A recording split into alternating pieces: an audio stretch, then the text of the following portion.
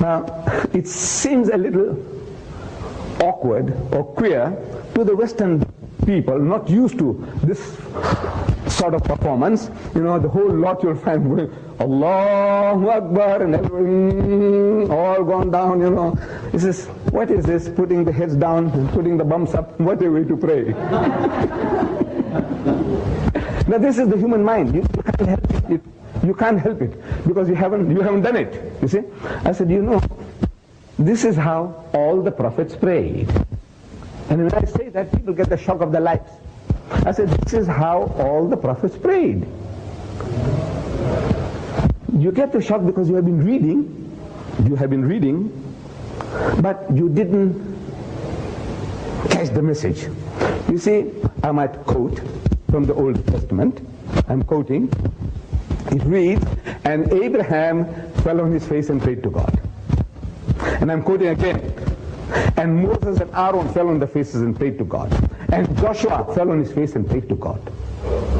When we come to the New Testament, we read that towards his last days on earth, Jesus Christ, he went to the Garden of Gethsemane with his disciples. And he said, wait and watch. And he went a little further and fell on his face and prayed to God. Oh my Father, if it be possible, let this cup pass away from me, meaning remove the difficulty from me, but not as I will, but as thou wilt. What did he do? He said, wait and watch. And he went a little further and fell on his face and prayed to God. Am I quoting correctly? If anybody knows your Bibles, and fell on his face and prayed to God. I'm asking, how does a man fall on his face and pray? Except the way we Muslims do. Can a circus acrobat do anything better than that? No. But you see, the modern gentleman, with apologies, the modern gentleman is more worried about the creases on his trousers than humbling before God. He wants to sit right on his backside, and he's telling God what to do. And little wonder God is not listening. So he's wondering whether God is deaf or he's dead. I say he's neither deaf nor dead. See, there is a means of approach that the spiritual physicians of mankind, Abraham, Moses, David, Jesus, Muhammad, they all set as an example which we should do well to follow.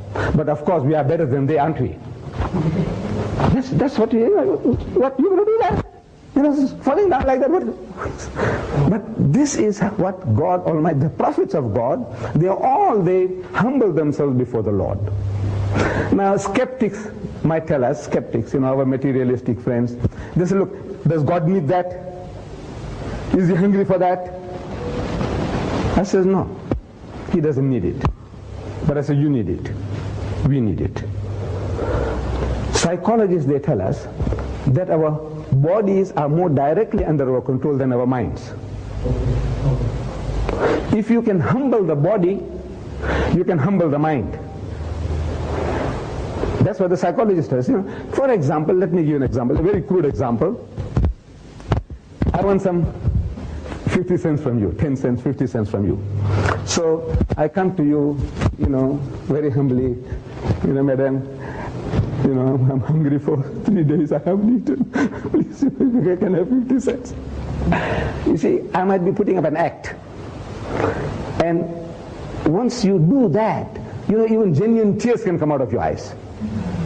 My God, I tell you, you know, if you try and, you know, put your heart and soul into, you know, I need that 50 cents from you, you know, so please, you know, my children are hungry.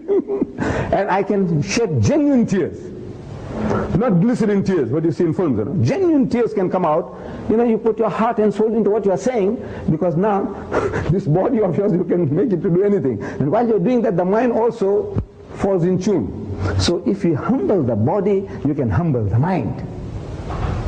And this is what the spiritual physicians of mankind, they did. Abraham, Moses, Jesus, Muhammad. But now, we don't want to do that. We don't want to humble ourselves.